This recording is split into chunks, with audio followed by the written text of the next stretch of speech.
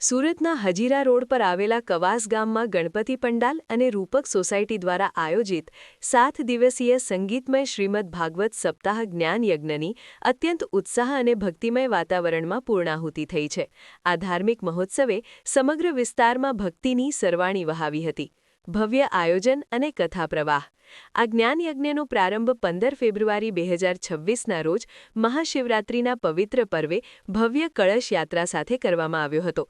ત્યારબાદ 16 ફેબ્રુઆરીથી શરૂ થયેલી આ કથાનો 22 ફેબ્રુઆરી રવિવારના રોજ ભવ્ય પૂર્ણાહુતિ અને વિશ્રામ થયો હતો। દરરોજ બપોરે 2 થી 6 વાગ્યા સુધી ભક્તોએ કથાનો લાહવો લીધો હતો। વૃંદાવનના વક્તાની અમૃતવાણી। આચાર્ય હેમંત ચતુર્વેદી પિતાજીના આશીર્વાદથી શ્રીધામ મથુરા વૃંદાવનથી પધારેલા કથાવ્યાસ આચાર્ય અમિત સારસ્વતજીએ પોતાની સંગીતમય શૈલીમાં ભક્તોને ભાગવતજીના વિવિધ પ્રસંગોનું રસપાન કરાવ્યું હતું। કથા દરમિયાન આવતા કૃષ્ણ જન્મોત્સવ, રૂકમણી વિવાહ જેવા પ્રસંગોમાં ભક્તો ઝૂમી ઉઠ્યા હતા। મહાનુભાવોની વિશેષ હાજરી। આ ધાર્મિક અવસરે ભારતીય જનતા પાર્ટીના અગ્રણી અને 84 તાલુકા ભાજપના માજી પ્રમુખ શ્રી કરશનભાઈ કે પટેલ ખાસ ઉપસ્થિત રહ્યા હતા।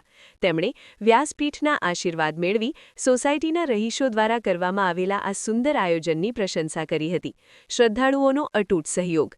કાર્યક્રમને સફળ બનાવવા માટે રૂપક સોસાયટી અને ગણપતિ સોસાયટીના પ્રમુખ, ઉપપ્રમુખ, સદસ્યગણ તેમજ કવાસ ગામના તમામ રહીશોએ તન, મન અને ધનથી ઉત્સાહભેર ભાગ લીધો હતો। કથાના અંતિમ દિવસે મોટી સંખ્યામાં ભક્તોએ લાભ લઈ ધન્યતા અનુભવી હતી। Reporter Rahim Khatki, AK96 Gujarati news, Surat.